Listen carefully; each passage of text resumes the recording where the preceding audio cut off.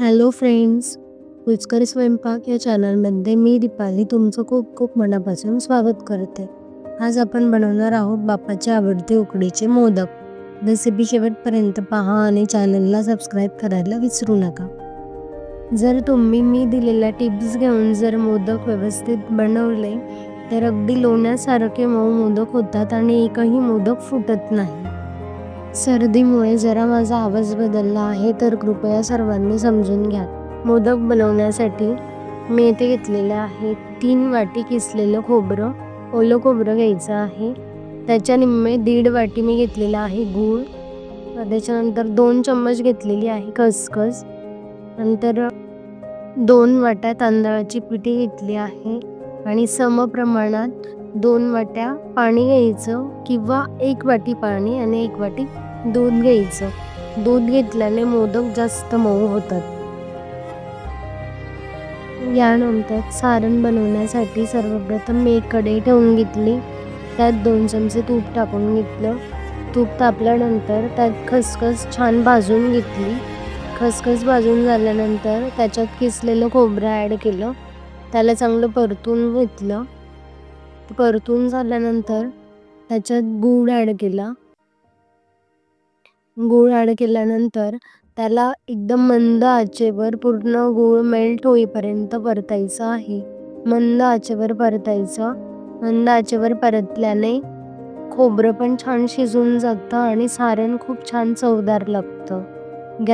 गॅसचा फ्लेम जास्त फुल करायचा नाही, मंद आचेवरच त्याला छान शिजवायचं.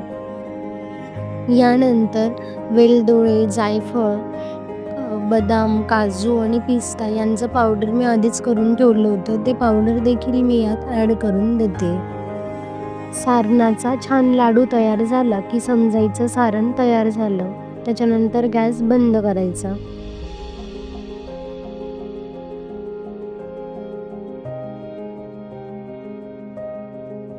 यानंतर मी एक पॅन ठेवून त्यामध्ये 1 वाटी दूध आणि 1 वाटी पाणी घेतलं होतं.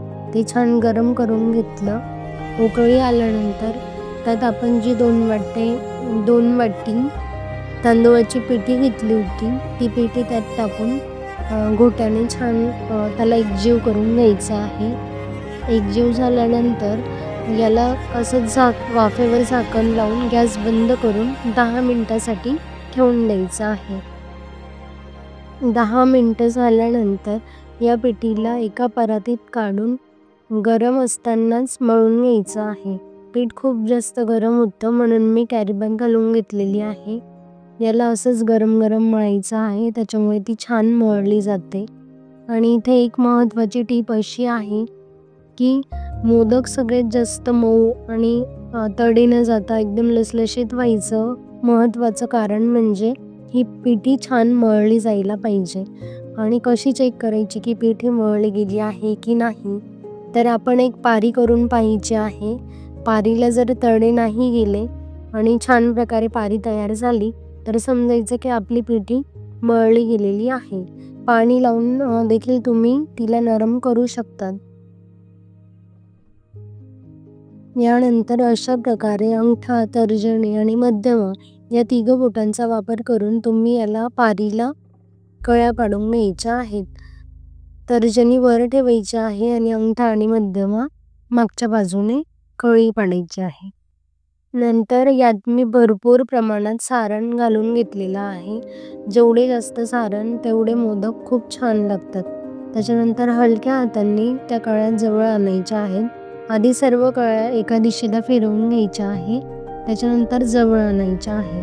अशा प्रकारे सर्व मोदक मी तयार करून घेतले.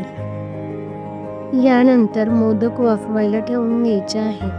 मोदक वाफवताना एक महत्त्वाची टीप अशी आहे की मोदक पाण्यात बुडवून मग गाळण्यात ठेवायचे. त्याच्याने ते अगदी सॉफ्ट होतात.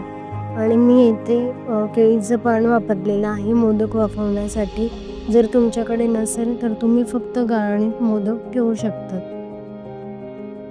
मोदक पूर्ण पाण्यात डीप करायचे, त्याच्यानंतर ते गाळणीत ठेवायचे. अशा प्रकारे मोदक तयार झाले. यानंतर आपण बघणार आहोत की मोदकाची पिठी कशी करायची. पिठी बनवण्यासाठी मी या ठिकाणी 1 किलो आंबेमोहोर तांदूळ घेतला होता. आंबेमोहोर किंवा इंद्रायणी या तांदूळाचे मोदक छान येतात आणि तांदूळ शक्यतो नवा पाहिजे. जुना तांदूळ असला तर त्याला तडे जाण्याची शक्यता असते, कारण त्याला पाणी जास्त लागतं. याला फक्त मी एका पाण्यात धुवून घेतला. त्याच्यानंतर त्याला गाळणीत पाणी करण्यासाठी ठेवून दिला. नंतर त्याच्यातलं पूर्ण पाणी निघून गेल्यानंतर मी एका कॉटनच्या कपड्यावर पूर्ण तांदूळ पसरवून द्यायचे आहे. नंतर त्यांना फॅनच्या हवेखाली 5 तासापर्यंत वाळवायचं आहे. फक्त फॅनच्या हवेखाली, उन्हात वाळू घालायचं नाही. त्याच्यानंतर चक्कीवरून दळून आणायचे आहे. अशा प्रकारे मोदकाची पिठी तयार होते. बाप्पाच्या आवडत्या मोदकांची रेसिपी कशी वाटली कमेंट करून नक्की सांगा आणि चॅनलला सबस्क्राईब करायला विसरू नका.